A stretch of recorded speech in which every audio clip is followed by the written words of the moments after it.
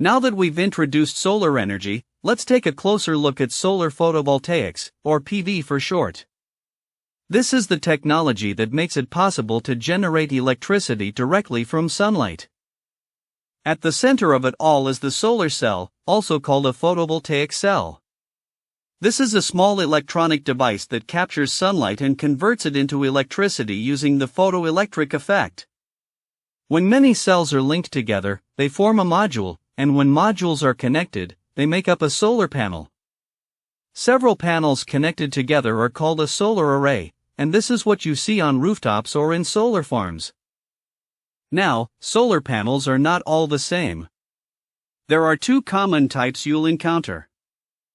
Monocrystalline panels, these are made from a single silicon crystal. Because of their purity, electrons move more efficiently inside them. This makes monocrystalline panels more efficient and longer lasting.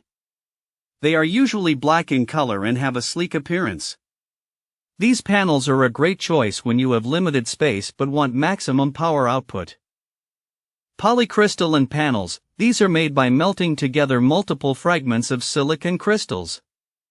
The process is simpler and less expensive, which makes polycrystalline panels cheaper. However, they are slightly less efficient compared to monocrystalline. They usually appear bluish with a grainy texture. These are a good choice when space is not a big limitation, and cost is a bigger concern. So, which one should you choose? It often depends on budget versus space. If space is tight, go with monocrystalline. If space is plenty and cost is more important, polycrystalline can work well. Now, every solar panel comes with important numbers known as electrical specifications. These include rated power, the maximum output the panel can produce under ideal sunlight. Open circuit voltage, the maximum voltage produced when no load is connected. Useful for testing. Maximum power voltage, the voltage at which the panel delivers its best power output. Short circuit current, the current when no load is connected. Maximum power current, the current produced at maximum output. These specifications might look technical, but they are essential. They tell us how to connect panels, what inverters to pair them with, and how many batteries will be needed. If we ignore them, the system may underperform or fail.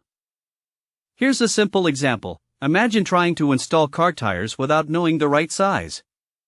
Too small, and the car won't run properly, too large, and they won't fit.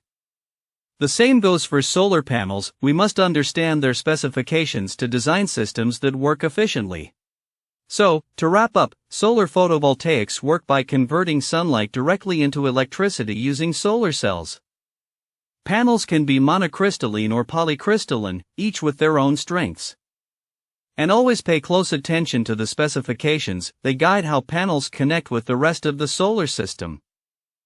In the next section, we'll look at the other major components of a solar photovoltaic system, charge controllers, batteries, and inverters, and how they work together to deliver reliable electricity.